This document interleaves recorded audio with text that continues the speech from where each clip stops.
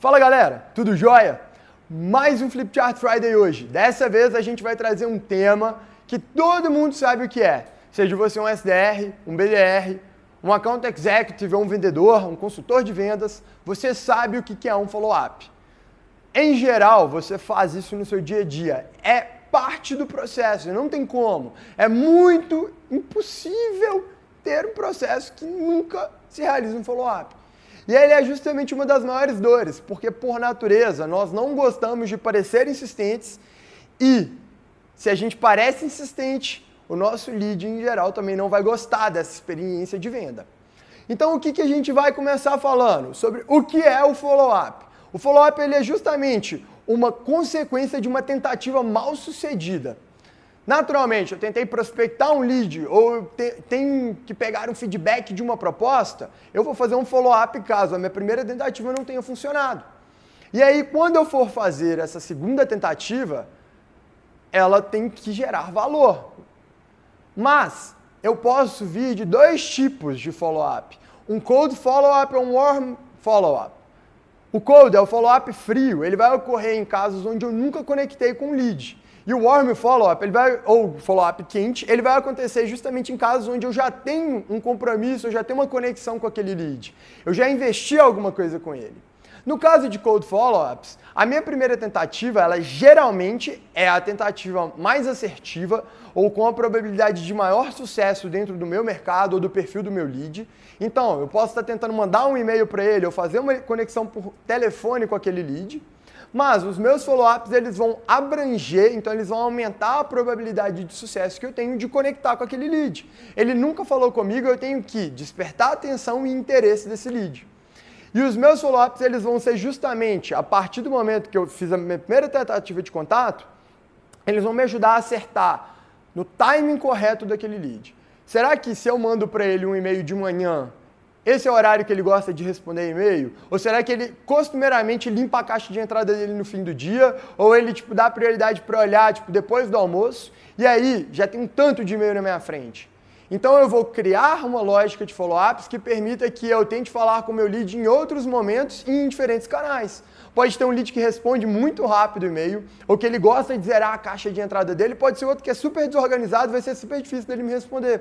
E aí o telefone é o local certo para conectar com ele, ou o LinkedIn, ou o Skype, ou o WhatsApp, ou o que eu conseguir dele, mas em geral no Cold Follow-up a gente vai pelos movimentos padrões ali, e-mail, telefone e LinkedIn.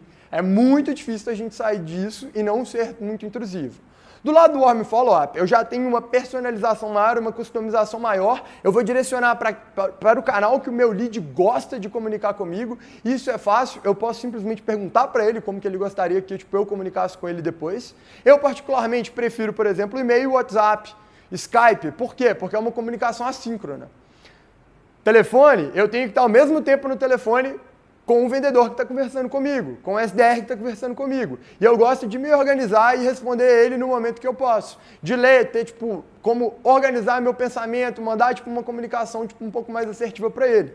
No caso do Warm Follow-up, naturalmente eu já tenho um compromisso criado, eu já conversei com aquele lead.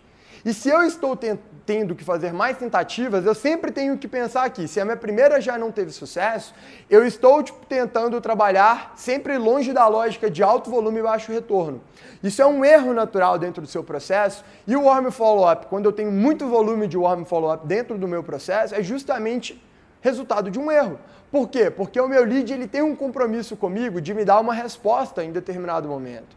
A gente alinhou isso. Se eu não alinhei, eu estou errando. Lembra daquela lógica que você nunca sai de uma conversa com o lead sem um próximo compromisso firmado, uma próxima reunião marcada, uma data para você pegar um feedback, ali na agenda dele? Você não fala assim, olha, eu vou te procurar na sexta-feira. Você fala, sexta-feira às 9h30 da manhã a gente pode conversar para pegar esse follow-up? Para pegar esse feedback? Nesse caso, a gente vai acabar trabalhando sempre com uma lógica de talvez as prioridades do meu lead tenham mudado. Então, pode ser que ele marcou comigo um determinado dia e ele me deu um no-show porque explodiu uma bomba do lado dele e ele está tendo que resolver. Ou o timing do meu follow-up, e aí falando em geral, ele não foi o correto. A gente alinhou algo, mas nós, seres humanos, somos péssimos para planejar o futuro, péssimos para entender qual que é o nosso comportamento no futuro, e aí ele pegou ele num timing errado. Naturalmente, uma mudança de prioridades também gera um timing errado, mas a gente vai trabalhar com essas lógicas. Mas, de novo, é natureza do processo, a gente tem que fazer isso acontecer. Duas estatísticas básicas para a gente entender o porquê que isso é necessário. 80% das vendas vão pedir ao menos 5 follow-ups para se concretizarem. Do outro lado, 44% dos vendedores desistem depois da segunda tentativa. Não tem como, cara. É por isso que, no final das contas, 53% dos vendedores não vão bater meta. E é isso que você que está vendendo pode estar passando no seu cenário, ou é isso que você, gestor, pode estar vendo no seu time e é por isso que você está perdendo meta ou tem parte do seu time perdendo meta. Então você está deixando de ganhar. Então quando a gente olha para isso, a gente sabe que a gente vai ter que fazer tentativas de follow-up, a gente vai ter que buscar o lead. A gente tem que manter ele engajado dentro do nosso processo e entender como fazer isso da melhor maneira é justamente o canal onde a gente vai conseguir chegar nesse caminho. Primeira coisa que a gente tem que entender, um cold follow-up, ele tem que ter fim. O processo de follow-up num modelo frio, ele tem que ter fim. Eu nunca tive a permissão daquele lead ou eu nunca percebi o interesse dele para eu poder continuar infinitamente procurando ele. Você vai ser chato se você fizer isso. Então é por isso que quando a gente vai prospectar um lead em outbound, por exemplo, a gente tem aí de 7 a 9 tentativas no máximo de contato. São 7 a 9 touchpoints dentro de um fluxo de cadência. Por quê? Porque se eu fizer follow-ups infinitos, eu vou ser chato. Do lado do warm follow-up, eu gosto de reparar, e gosto de relembrar meu time sobre o que o STLF te fala, assim, que é uma lógica de que eu tenho um compromisso com esse lead, eu tenho um capital social investido com ele. Por quê? Porque ele conversou comigo. Eu investi o meu tempo falando com ele. Então eu posso seguir ele até os portões do inferno, till the gates of hell. Justamente para garantir que ele vai me responder. Eu vou usar do meu capital social e do compromisso firmado comigo para garantir que eu tenho uma resposta. Por que eu vou fazer isso?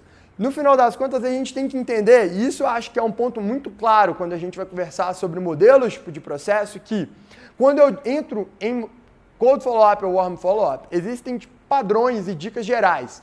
A primeira dela é, se eu já tenho um capital social e eu quero falar com aquele lead, mas ele não está me respondendo, eu posso continuar prospectando ele, mas meu espaçamento tem que crescer. Por quê? Porque, de novo, se eu estou tentando falar com ele por e-mail, por telefone, etc., e hoje ele não pode me responder, deixa eu dar um tempo para as prioridades dele voltarem àquilo que tinham sido firmadas, ou para as prioridades dele mudarem novamente, ou para o timing dele se tornar mais assertivo. E aí, se eu aumento um pouco o espaçamento, eu pareço menos chato quando eu parecer chato, em outros casos ele já esqueceu de mim e ele me responde naturalmente. Do outro lado, eu tenho que sempre lembrar que eu tenho que gerar valor ao longo do meu processo. Não adianta, seja ele cold ou warm follow-up, eu não vou buscar o meu lead e vou falar assim, oi, tudo bem? Só estou fazendo um follow-up contigo para saber se eu consigo pegar um feedback. Não. Uma coisa que eu gosto e que o John Barrows fala muito é, todos os e-mails e todas as ligações que você faz de follow-up, você tem que pensar na seguinte frase logo no início quando você vai falar com o seu lead. E repete essa frase para ele. Eu estou te ligando por quê? Eu estou te mandando este e-mail por quê? Se você não sabe o porquê que você está mandando esse e-mail e porque eu estou fazendo um follow-up não é um motivo plausível, você não deveria estar fazendo essa sua atividade. Você não está procurando gerar valor para ele. Então, no final das contas, você vai conseguir gerar valor para ele, a razão pela qual eu vou fazer isso tem que estar clara para mim e o principal, você tem que conseguir um feedback. Quanto maior o volume de follow-up você faz e quanto menor o retorno, pior é. Você tem que lembrar que se você faz mais follow-ups ou você deixa de fazer follow-ups em algum momento, não ter o retorno é muito pior. Sabe por quê? Porque a chance do seu lead fechar depois do 6º ou 8º follow-up que você realizou, ela cai drasticamente. E em vários casos ela cai drasticamente porque ele não viu ou ele não se engajou no seu processo, porque ele não está enxergando que essa é uma prioridade para ele. O follow-up é uma maneira de você relembrá-lo daquilo que você conversou, de você conseguir demonstrar valor para ele de novo, para garantir que ele retorne para dentro do seu pipeline quente. E um não agora é sempre melhor. O maior erro de um processo de vendas não é o não. Isso daqui não é um erro, não é um problema. O seu maior erro é ter um não demorado. Você gastou seu tempo, você esperou muito tempo para o lead chegar e falar contigo que não. E aí você fez muita tentativa ao longo do caminho, alto volume, baixo retorno. Ou, pior, você deixou um competidor seu entrar em contato com ele e vender para ele depois de você ter educado esse lead. Então vamos lá. Ponto final que eu quero falar contigo, cara. Venda consultiva, ou seja, tentar gerar valor para um lead ao longo de um processo, É muito importante. Eu tenho que entender o problema dele e apresentar uma solução, uma maneira de resolver esse problema. Mas é muito diferente de uma consultoria grátis.